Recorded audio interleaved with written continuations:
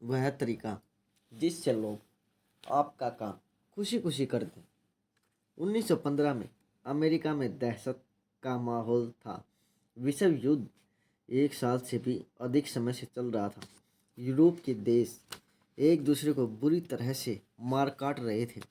मानव जाति के इतिहास में इतने बड़े पैमाने पर हिंसा कभी नहीं हुई थी। क्या शांति का माहौल एक बार फिर स्थापित हो सकता था?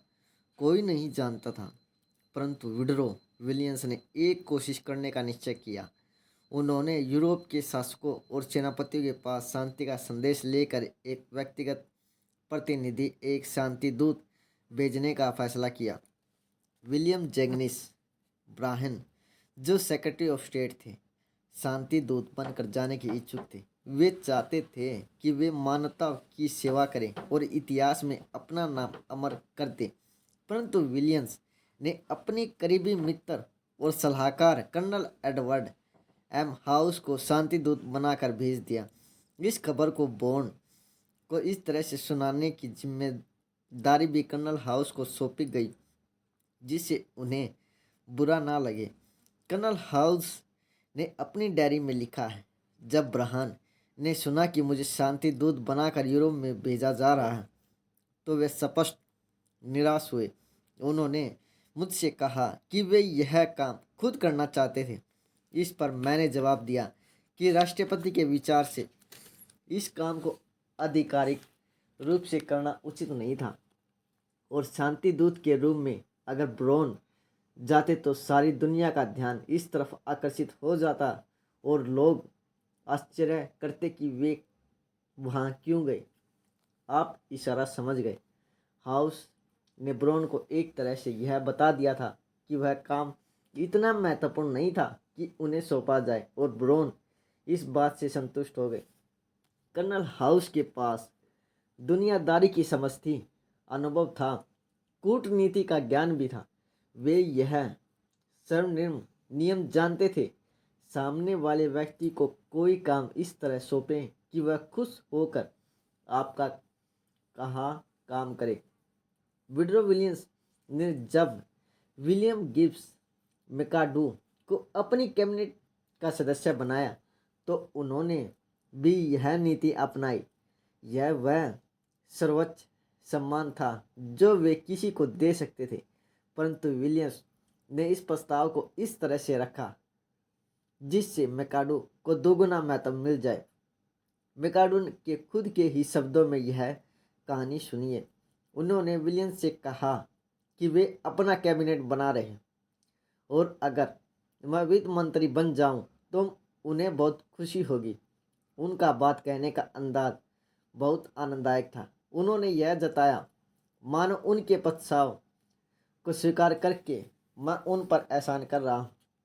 दुर्भाग्य से विलियम्स ने हमेशा इस तरह की व्यवहार कुशलता का परिचय नहीं दिया। अगर उन्होंने ऐसा किया होता तो आज इतिहास कुछ अलग ही होता। उदाहरण के तौर पर अमेरिका को लीग ऑफ नेशंस में शामिल करने का मामला ले। विलियम्स ने सीनेट और रिपब्लिकन पार्टी को इस प्रकरण में खुश नहीं रखा।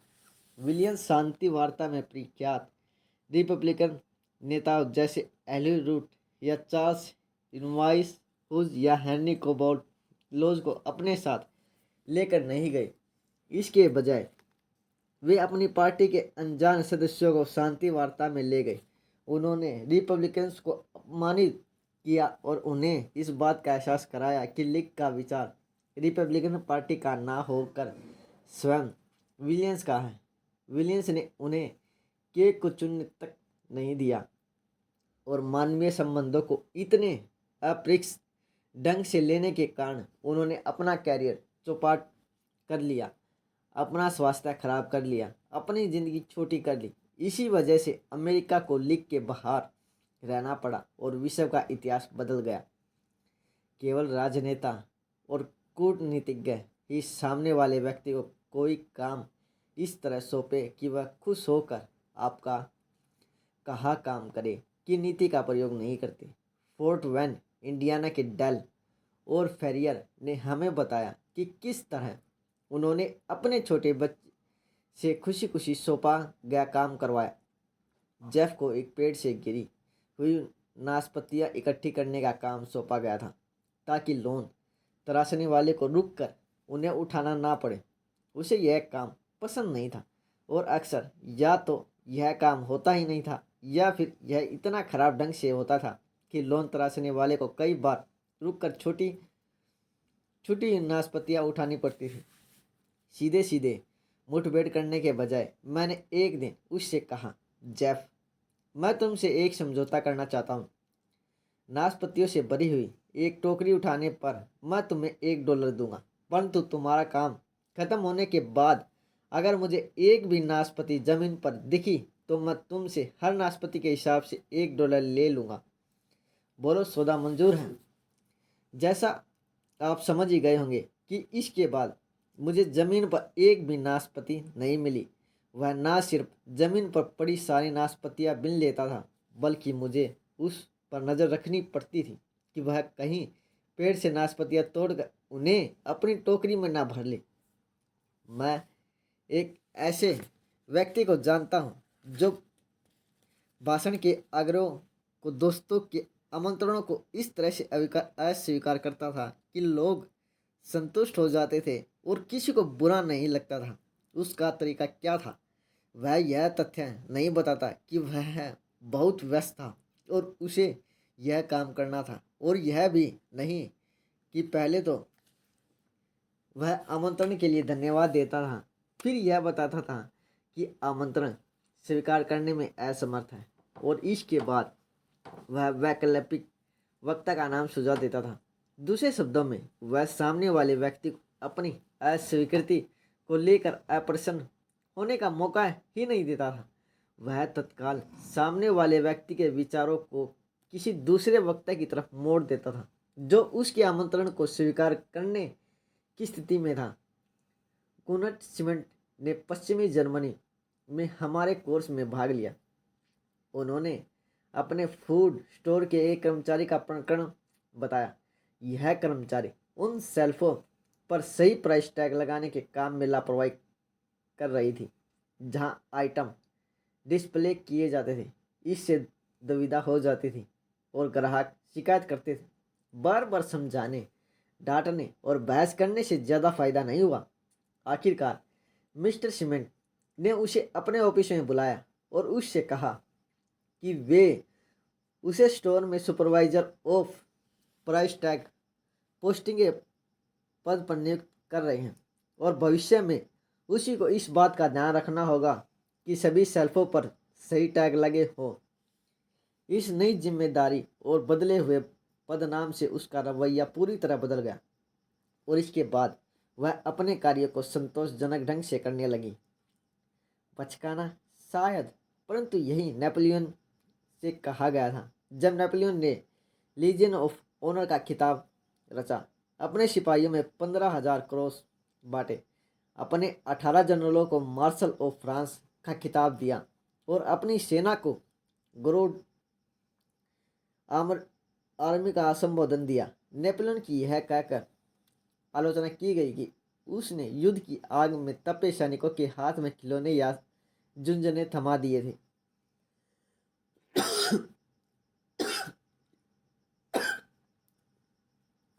इस पर नेपोलियन ने जवाब दिया, मनुष्य पर खिलौने से ही शासन किया जा सकता है। पदवी देना नेपोलियन के काम आया था, यह आपके भी काम आ सकता है।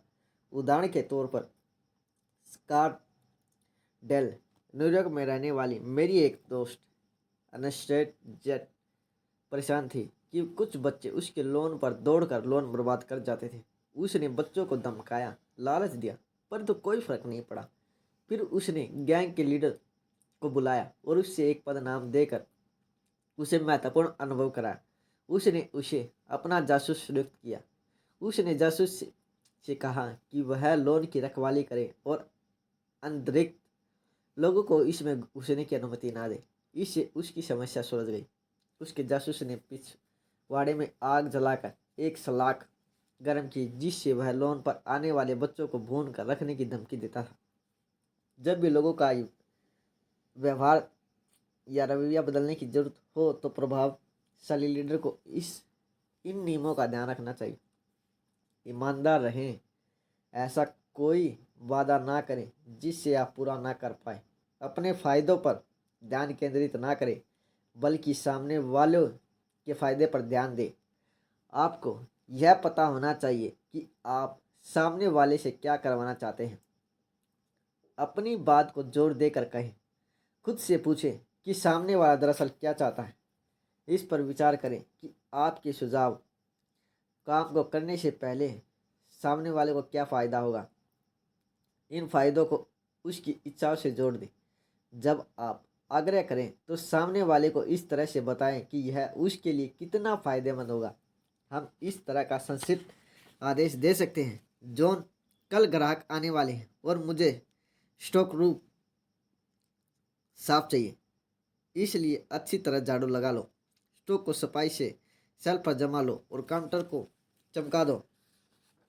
या फिर हम इसी विचार को इस तरह से व्यक्त कर सकते हैं कि जॉन को वे लाभ समझ में आ जाए जो उसे इस काम को करने से प्राप्त होंगे। जॉन, हमारे पास एक काम है जिसे तत्काल किया जाना है।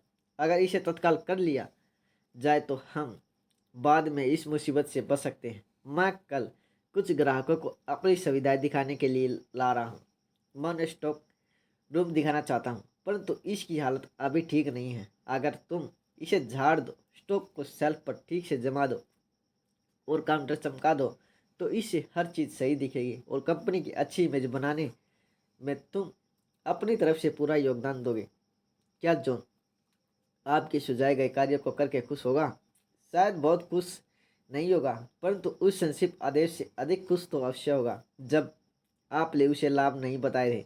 अगर हम यह मान लें कि जॉन को अपने स्टॉक रूम की छवि पर गर्व है और वह कंपनी की अच्छी इमेज बनाने में योगदान देने का इच्छुक है, तो इस बात की अधिक संभावना है कि उसका रवैया अधिक सहयोगपूर्ण होगा। जॉन को यह भी बताना होगा कि उस काम को देर सवेर करना ही है और अगर उस काम को अभी कर लिया जाएगा तो उसे बाद में नहीं करना पड़ेगा। यह विश्वास करना नादानी है कि इन सिद्धांतों का प्रयोग करने के बाद आपके सभी मिलने वालों की प्रतिक्रिया हमेशा सकारात्मक होगी। बहरहाल, अधिकांश व्यक्तियों का अनुभव बताता है कि इन सिद्धांतों का प्रयोग करने से आपकी सफलता की संभावना बढ़ जाती है और अगर आप इन सिद्धांतों पर चलकर अपनी सफलता को 10% भी बढ़ा लेते हैं तो आप पहले से 10% अधिक प्रभावी लीडर होंगे और आपको यह लाभ होगा। लोग आपका कहाँ काम तभी करेंगे जब आप सिद्धांत का प्रयोग करेंगे। सामने वाले व्यक्ति को कोई काम इस तरह सौंपे कि वह आपका कहा काम खुशी खुशी कर दे।